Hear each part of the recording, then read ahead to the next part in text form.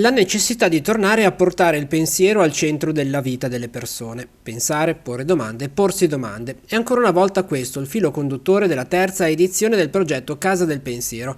4 sessioni di incontri da febbraio ad aprile con altrettanti personaggi importanti, dal giornalista Tony Cappuozzo al biofisico Alberto Di Aspro, passando per la campionessa di nuoto Novella Caregaris e l'attrice Laura Marinoni.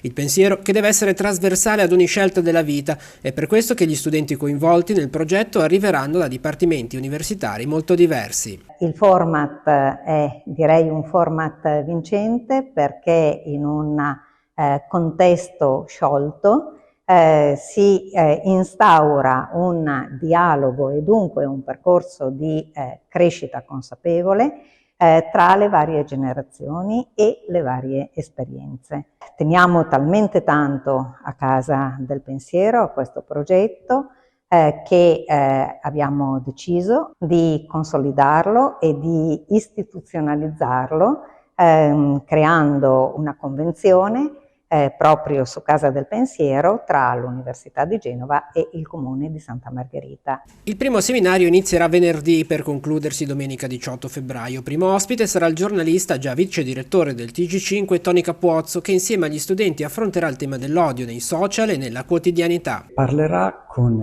i ragazzi dell'odio nei social, ma anche nella nostra quotidianità. Tema molto sentito in questo momento.